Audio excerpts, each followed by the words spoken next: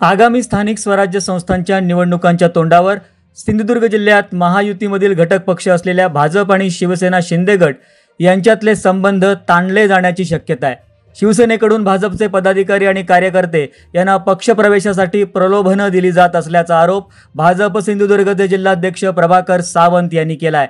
यामुळे स्थानिक पातळीवर दोन्ही पक्षांमध्ये संघर्ष वाढून त्याचा फायदा विरोधी पक्षांना होऊ शकतो अशी भीती त्यांनी व्यक्त केली आहे। त्यानुसार आपण कालच राज्याचे मुख्यमंत्री देवेंद्र फडणवीस आणि प्रदेशाध्यक्ष रवींद्र चव्हाण यांना याविषयीचं सविस्तर पत्र लिहिलंय।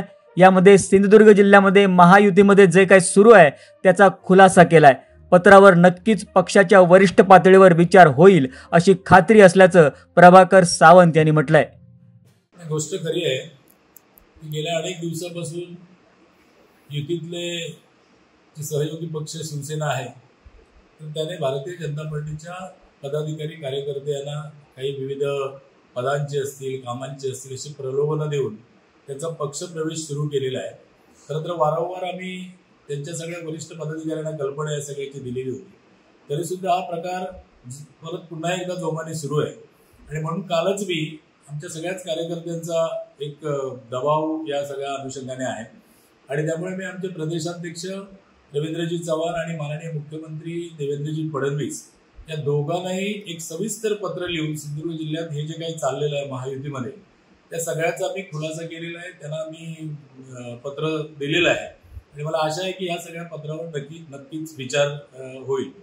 खरं तर विधानसभा इलेक्शनच्या पार्श्वभूमीवर आमचे वरिष्ठ नेते आत्ताचे प्रदेशाध्यक्ष आणि त्यावेळेचे कोकणाचे संपर्क मंत्री सन्माननीय रवींद्रजी चव्हाण साहेब असतील किंवा देवेंद्रजी असतील त्यांनी सिंधुदुर्ग जिल्ह्यातल्या कार्यकर्त्यांना असं सांगितलं होतं की या वेळेला युतीच्या तिन्ही सीट चांगल्या मताधिक्याने तुम्ही सगळ्यांनी निवडून आणा, एकदिलाने काम करा आणि असं केल्यानंतर जी काही राजकीय परिस्थिती बदलेल त्यामध्ये आपल्या संघटनेला कुठल्याही प्रकारचा धोका पोहोचणार नाही असं त्या सगळ्या मंडळींनी सांगितलेलं। पण प्रत्यक्षात निवडणुकानंतर उलटं झालं की आमचा सहयोगी पक्ष शिवसेनेचे जे वरिष्ठ पदाधिकारी आहेत, विशेषतः जिल्हाध्यक्ष मंडळी त्यांची जी आहेत ती भारतीय जनता पार्टीच्या कार्यकर्त्यांना बोलून पक्षप्रवेश देऊन आपला पक्ष वाढवण्याचा केविलवाना प्रयत्न करत आहेत आणि मला असं वाटतं की हे युतीच्या आचारसंहितेच्या विरोधात आहे आणि त्यामुळे आम्ही आमच्या वरिष्ठांकडे याची तक्रार केलेली आहे।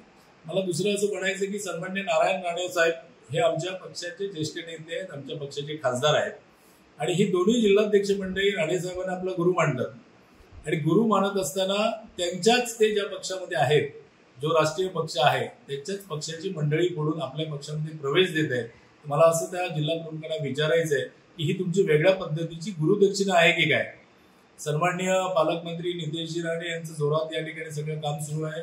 रवींद्र चव्हाण साहेब प्रदेशाध्यक्ष आहेत आणि भारतीय जनता पार्टीची संघटना अत्यंत मजबूत आहे आणि या सगळ्या प्रकारामुळे आमचे कार्यकर्ते मात्र थोडेसे व्यथित झालेले आहेत की आपण इतकं चांगलं काम केलं निवडणुकीच्या दरम्यान आणि आपल्या संघटनेला आज हा त्रास होतोय।